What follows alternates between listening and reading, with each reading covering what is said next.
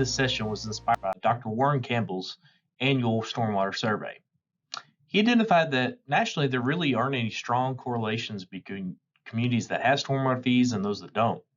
So maybe wonder if there might be opportunities for communities without fees to learn from those that have successfully had them pass. For some background, at this particular time, there are 112 MS4 communities in Kentucky.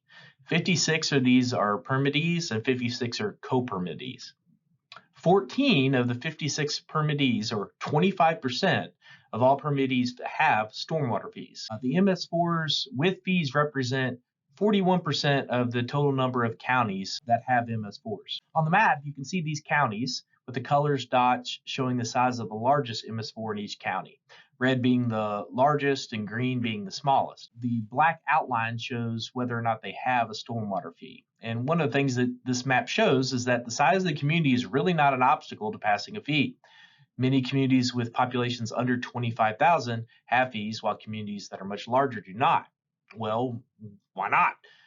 If you're one of those communities that doesn't have a stormwater fee, I'd love to learn more about whether there's potential for a fee or maybe why there isn't.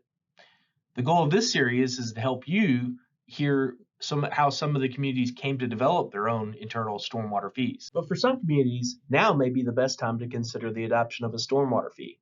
In several MS4 communities across the state, the population is projected to decrease in the future, leading to less potential finances available to sustain the MS4 programming. And what you can see in this slide is a summary of the Kentucky stormwater fees coming out of the 2022 WKU Stormwater Utility Survey.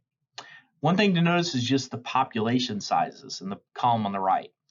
3 communities with populations under 10,000 have stormwater fees. These communities are adjacent to MS4s that have fees, but they also pass these after their neighbors. So it's possible that anybody can do this. Fees range anywhere from $1.50 to over $10, with around $4.10 being the average. One of the things we found interesting about this is after reviewing all of the MS4 reports for 2022, the median budget per MS4 population was about $4.50 per person.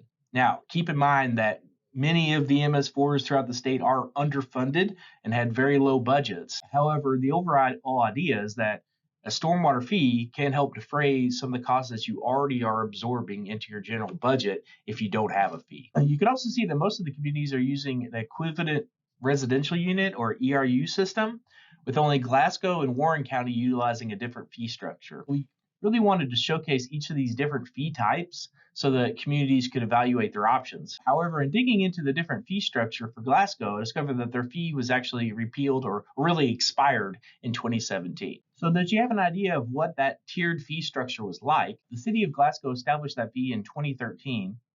And the idea was that they would be able to fund really all aspects of their stormwater program upkeep through it. The initial idea behind the fee was that all properties contribute to stormwater runoff, so everyone ought to contribute based on their partial area, land use category, and the overall cost of the stormwater program.